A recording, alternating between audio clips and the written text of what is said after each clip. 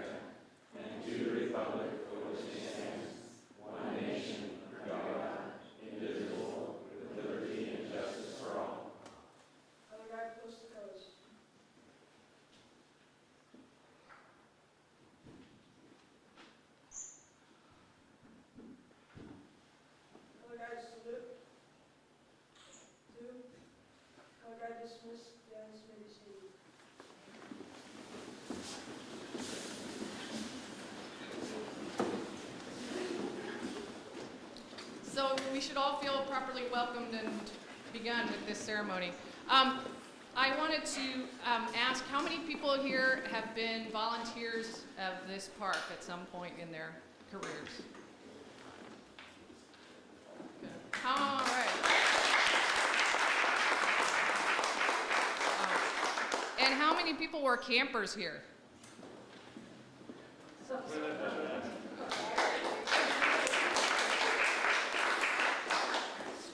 Well, this place wouldn't be the same without, of course, all of the people who camp here and all of the people who volunteer here. And I have a few volunteers that I just want to name. This year did some spectacular work for us. One of whom is Alex Haynes, who's an Eagle Scout here in West Seattle.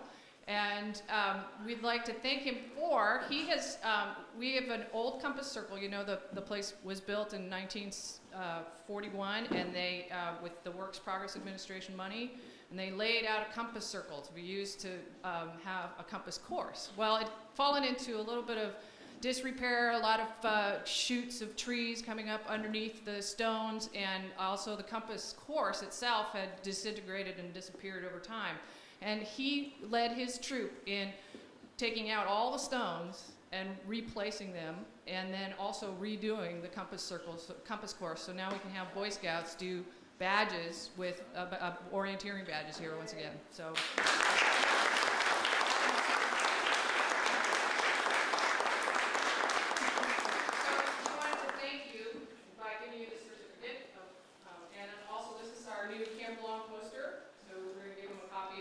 Limited edition poster.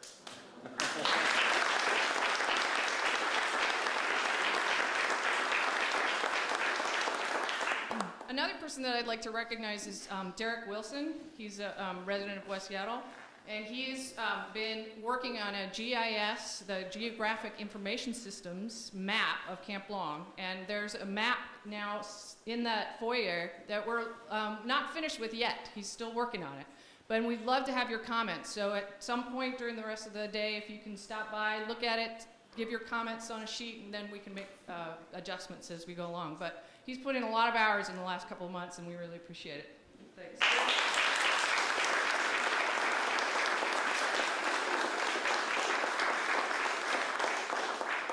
And another person who couldn't be here because she's actually working part-time for the Parks Department as a senior Title V employee. And so she's taking some senior lifelong learners to another activity somewhere else. So she couldn't be here today. But she's the one who collected all of the Clark Sherman artwork that you see. She did a lot of the research.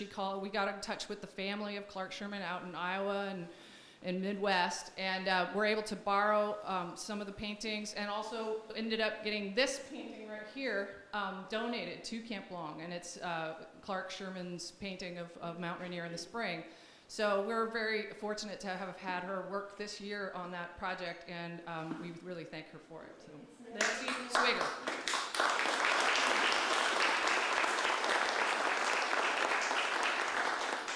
We also have a couple of other special people here. We had another painting over here that was donated by Gordon Rasmussen. Where's Gordon? Right over here. And also Dee Molinar, who is where? Ah, there he is. Okay. I didn't recognize you without your hat. He put together this panel of remembrances of Clark Sherman's influence on his life. And later when we're going to have a chance to share stories, and Dee's going to tell us some stories of Clark Sherman that he recalls. So we thank them for those gifts and donations and their long support of Camp Long. Also,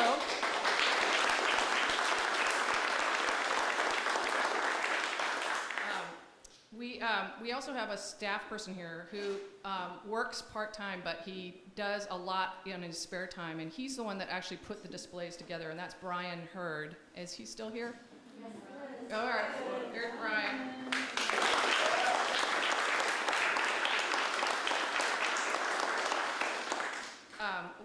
This whole ceremony would not be possible without the advisory council, and so Carol DePellison and Connie Wood and Laura Tyler, yeah, if you would stand up, and Sandy in the back, and Jack Pettigrew, and Cease DeClure.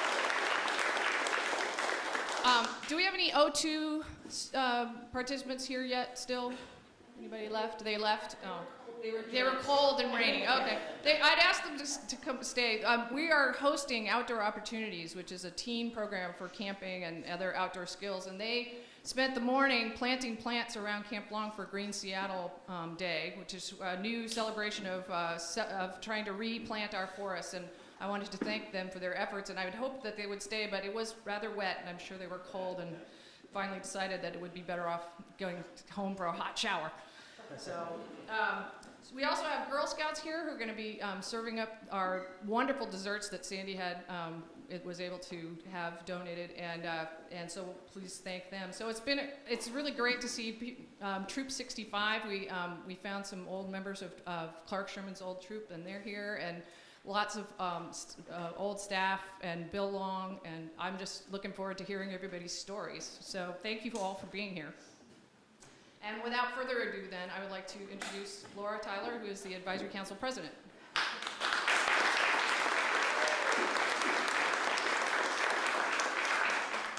keep this short, but welcome. I appreciate all of you showing up here. And we are very fortunate to live in such a beautiful community.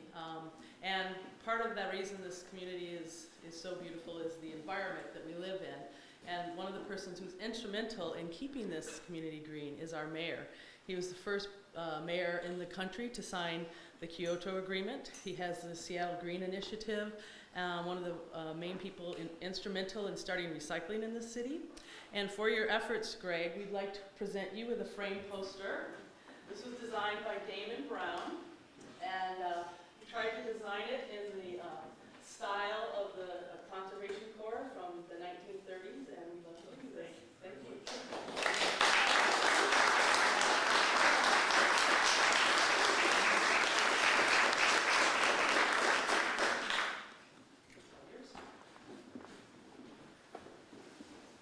Now, an open mic and a politician are dangerous things, which we discovered this morning. Ken Bounds and I joined with about 100 people, I think, at Lincoln Park at 9 o'clock to kick off Green Seattle Day. And the goal was to plant trees, and this is great weather for planting trees for the trees, probably less so for the volunteers. But the Parks Department is very efficient. They had a tent set up just large enough for whoever was speaking.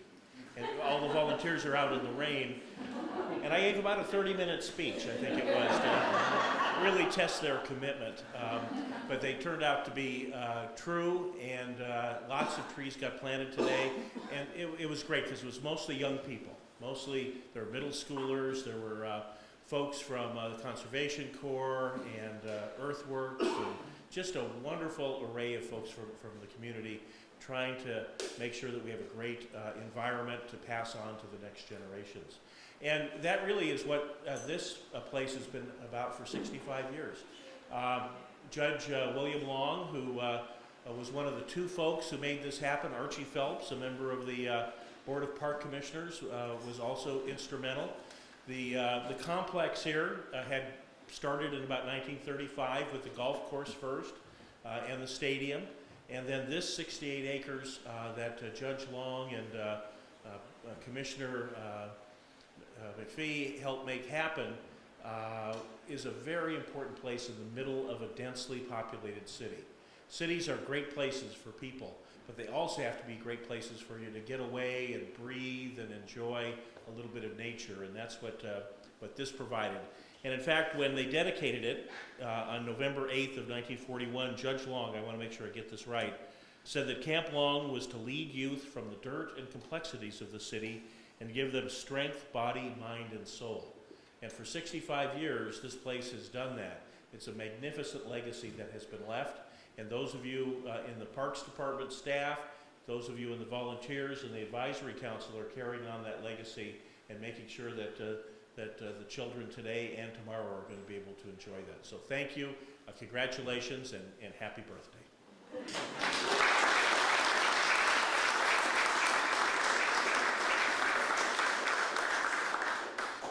All right, so now what we'd like to do is open it up for people to stand up and feel free to share something that you remember about being here, about working here, anything that you remember that you would like to share with everyone.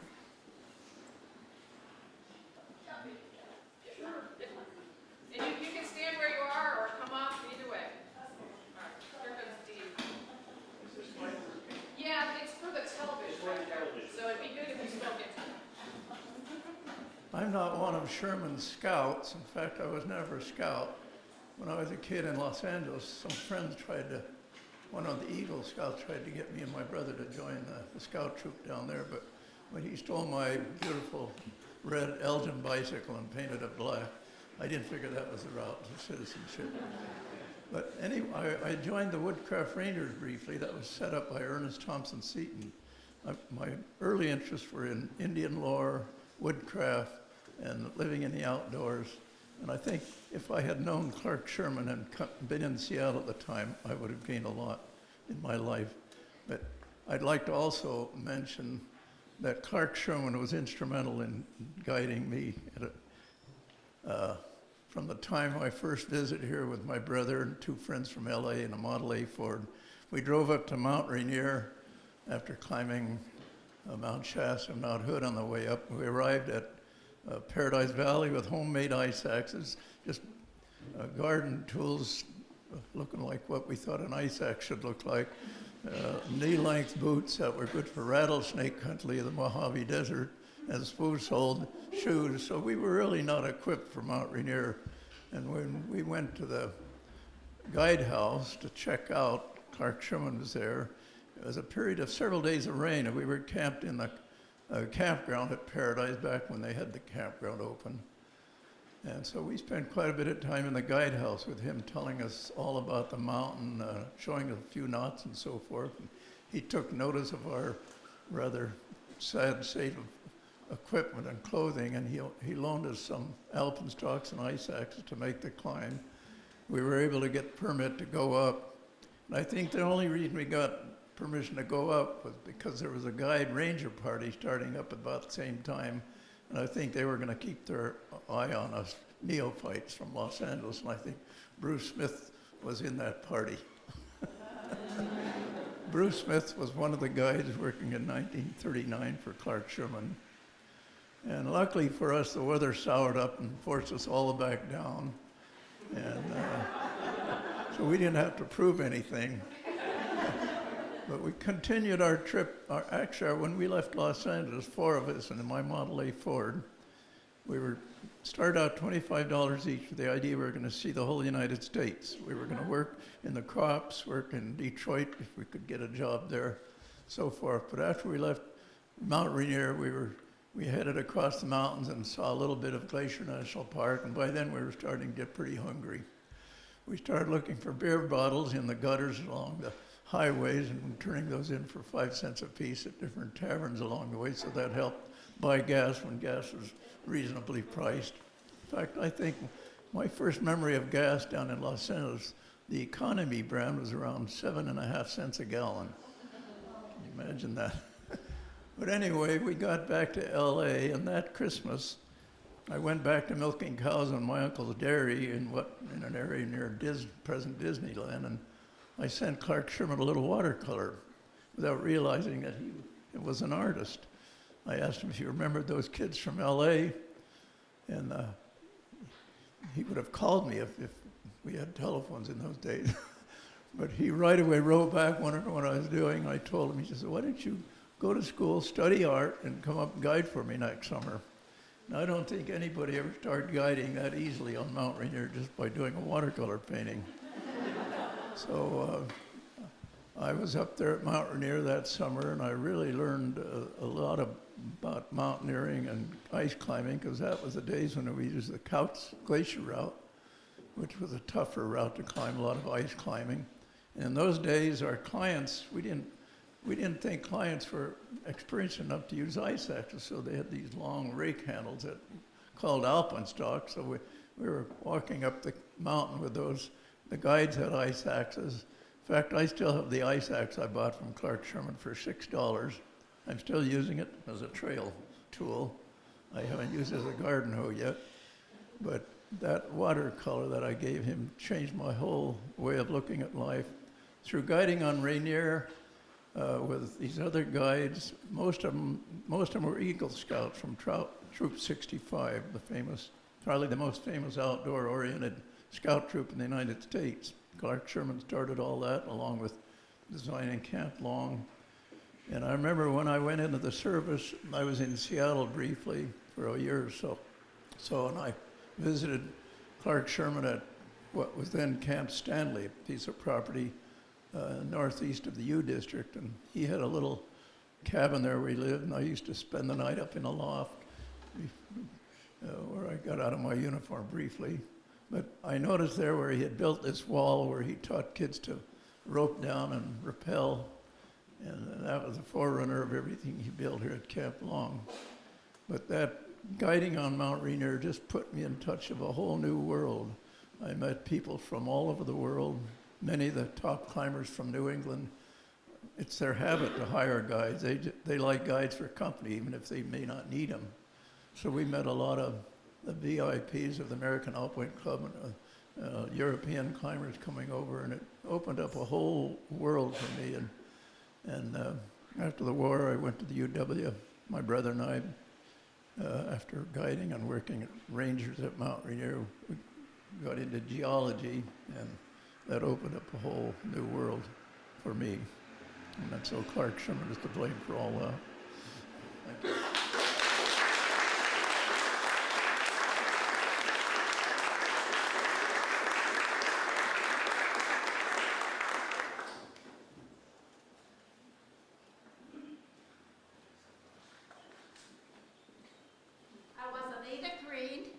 In 1940, I graduated from West Seattle High School, and my girlfriend called me and asked if I would like to work at the headquarters.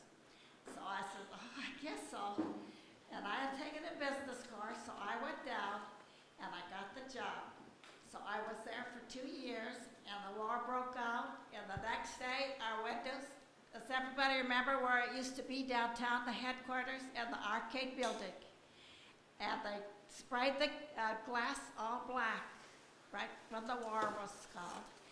So we were there, and all the fellas that was age were drafted, and Mrs. Druxman and I, we kept track of the servicemen that went in the service, and they had a map all over the world where the servicemen went. So that was interesting, and they would send us letters, like Ed Druxman, and he used to come down and we did everything. I sent out thousands of papers to the scouts every month.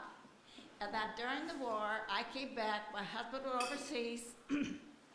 Tom Pickard probably knew his real estate office. But anyway, their letters would come back. So then we would put the tax or whatever it was.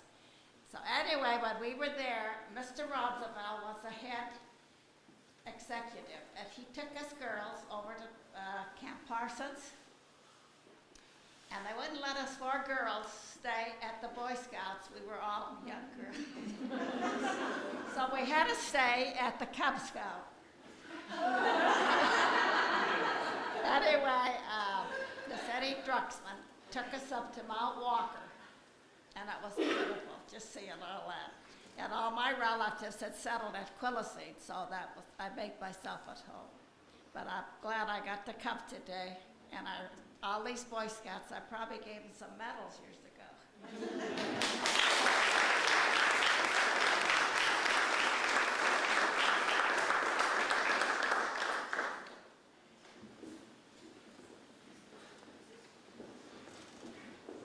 Well, there's a microphone zone that I'm not supposed to enter when Ken is in the room. Very investigative. A pantry zone here. So my dad was Bill Lohr, and he had a sporting goods store in the University District from about 1920 until he passed away in 51.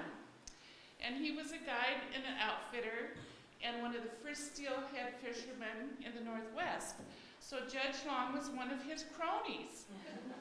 And he would come to our house, and he had only one arm, and he was very imposing. I was like 3. And I was fascinated by him because he was kind of edgy. And I would sit in his lap, and he would say, "Pammy, you be good, or you'll end up in juvenile court," where he was Well, let's just say I've worked for the city for 24 years instead. Stayed out of trouble. But we have pictures in our family albums of the judge. And then, of course, he had Alva, who was a character unto himself, his son. And my mother passed away in 91, and so I was going through all of her things. And evidently, there was a time that the judge wanted to divest himself of some of his holdings. So he wrote my mother a little slip saying that Marguerite Lohr had all of his books, which she didn't, and he had some cows somewhere. So we have some books and cows coming from the estate. So how did I do, Ken? All right.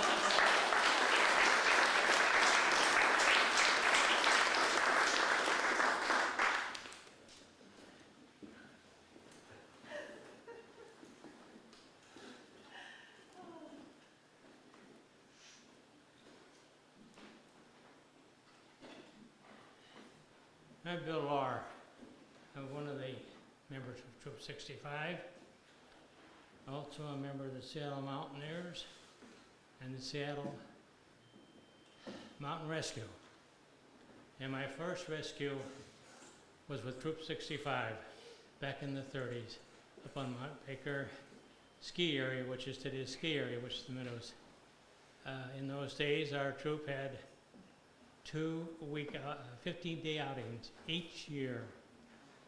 And the camp, our troop campsite was out on 88th, just off of 50 Northeast.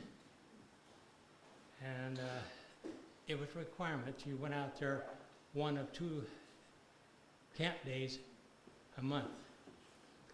And Mr. Sherman always just a lot of us in going out camping on weather. Well, it'll be like tomorrow when it comes.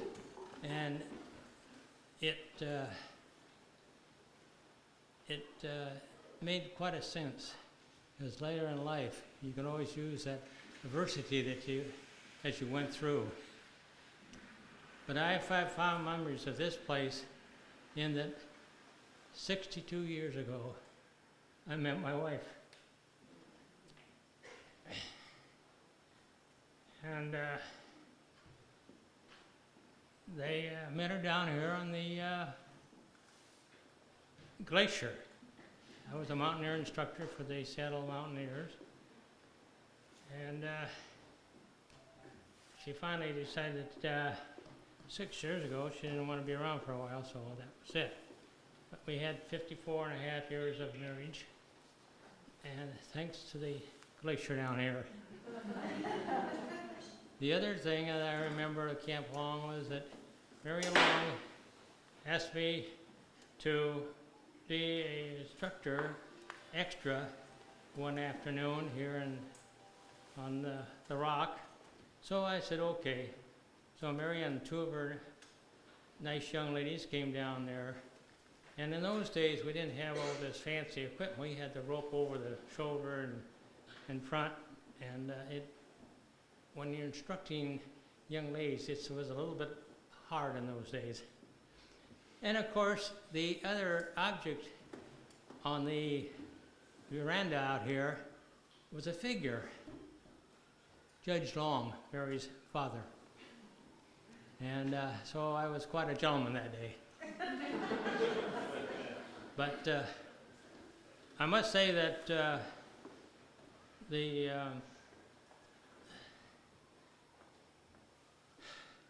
people in the fellows in the troop, I know myself, I went to Camp Parsons a number of years, And on one trip on Mount Anderson, the leader decided he would take part of the party down one way, and he didn't ask me. He just said, "You take the rest of the party and go down."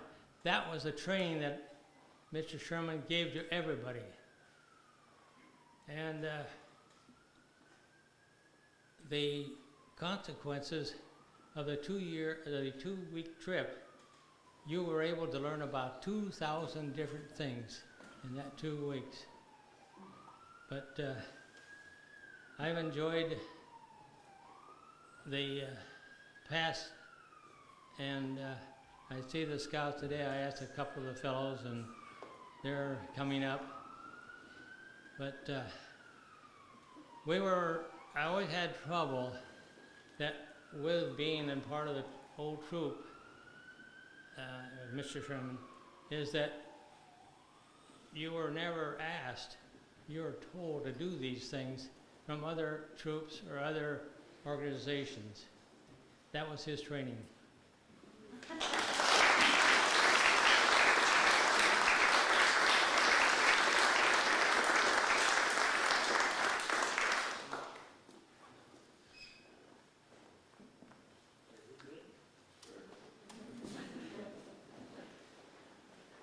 Okay, well, thank you for those of you who shared, and I'm sure we'll all be sharing as we eat cake and celebrate our anniversary this year. I want to, before I introduce Laura back again to talk a little bit about our future, I want to try to capture as many of your memories as we can and keep some history here.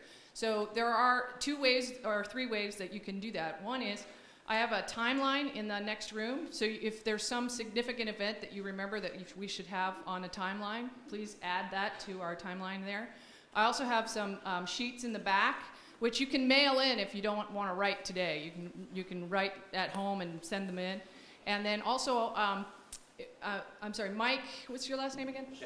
Shannon. He's going to be recording stories of, so if somebody wants to record a story that we can use maybe to make transcripts or other kinds of things, if your writing is, just not your thing, we'll be in the back room, and we'll do some interviewing. So we're trying to capture that history so that we can know where we came from and know where we're going to go based on that. So, Laura?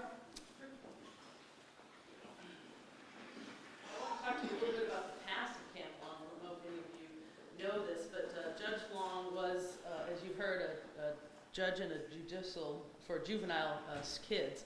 And he was really concerned about kids kind of winding up in his court system, and thought that possibly exposing them to nature would be another way of keeping them out of his court system. So about 70 years ago, they were surveying this clear-cutted area and decided to build a park, a overnight park for Boy Scouts and Girl Scouts to spend the night in the woods and learn about the environment. He literally did beg, borrow, and a little bit of benevolent larceny to build this campground.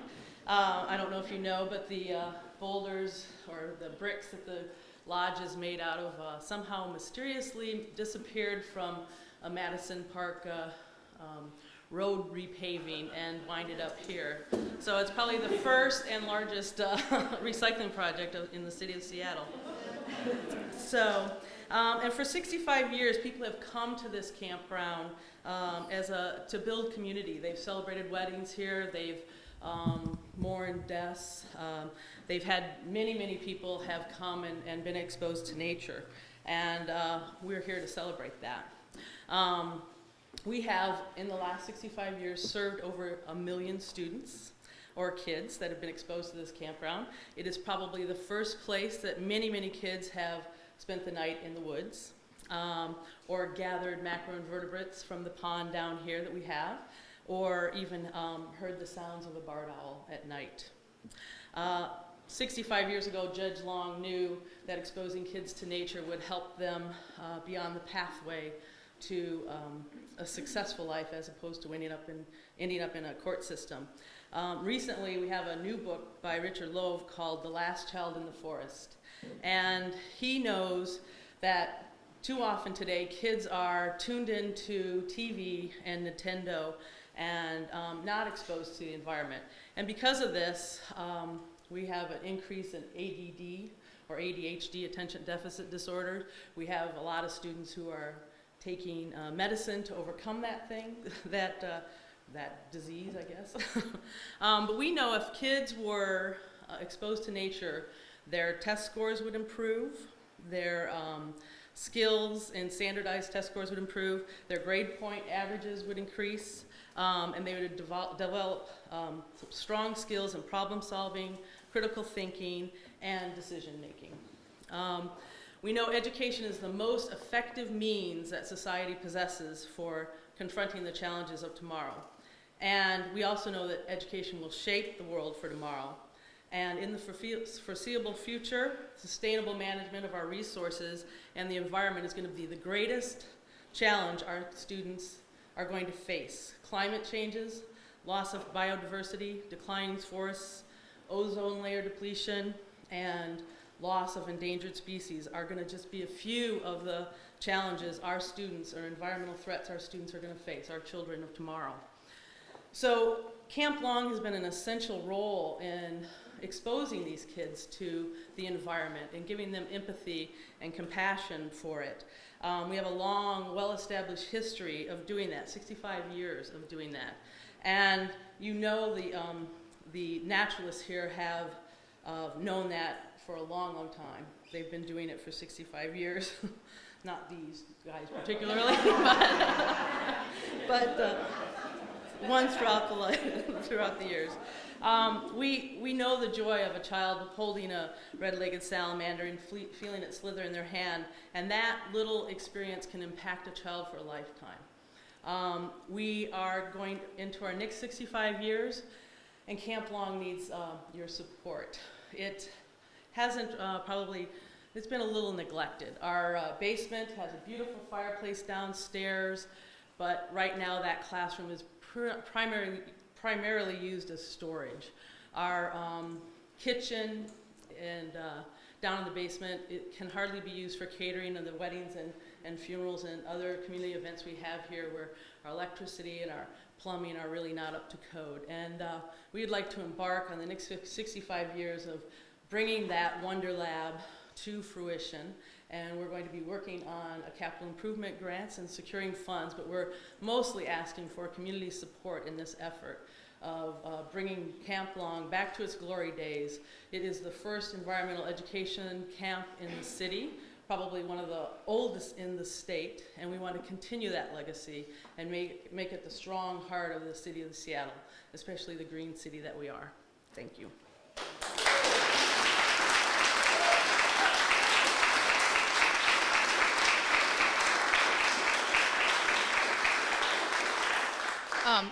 Lastly, I would like to recognize the staff who work here. So this is Jeannie and Gretchen and Christina, who actually is working over at Seward, but she is a history here, and Sherry. And then Jacinta is is our front desk receptionist, and she's with her daughter today. And Roy, who had tried very hard to blow our parking lot clean before you arrived, but just they kept falling, you know. He's already gone home for the day, but I'd like to recognize their hard work.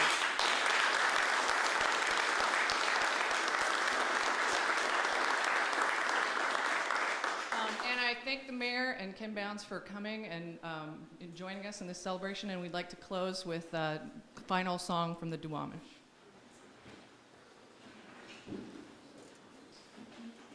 What I'd like you to do is some of the young people stand up and come forward and help us sing. So this is your chance. I know there's one or two over there, and there's this one over here. And then the first three rows, if you would stand up and take their spots in the back, we'll hold the chairs up so we can participate in the dance.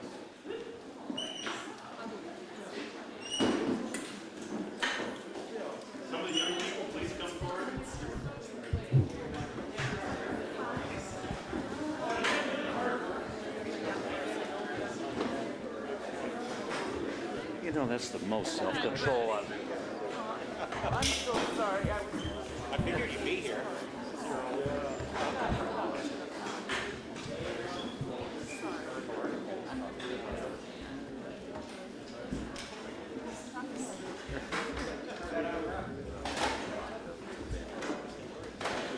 Oh, the legacy. Yeah, that's it. This song is about the tide. How the tide goes out, the tide comes in. And in the springtime, when the frogs come out of hibernation, you can hear them. You start to hear the frogs croak. And what they're saying is tide goes out, tide comes in. Tide goes out, the tide comes in. And that's how you know when the frogs start to sing that spring is just around the corner. They've come out of hibernation. So the words are, tide goes out, tide comes in. Delete Swadach. Tide comes in. Each of Swadach. Go ahead and form your circle. What we're going to do is show you how to do it first, and then we're going to ask you if you to join in with us. Grab hands.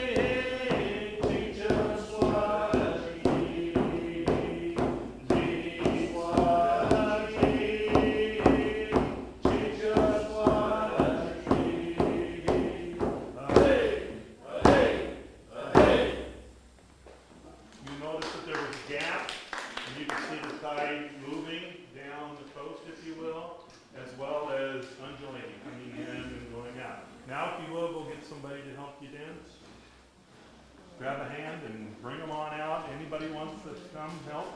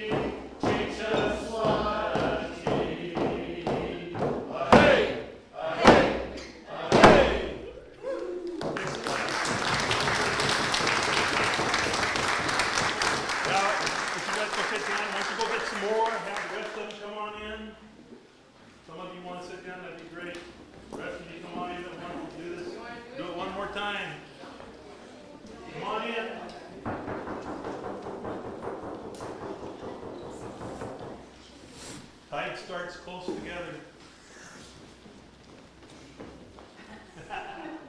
Always room.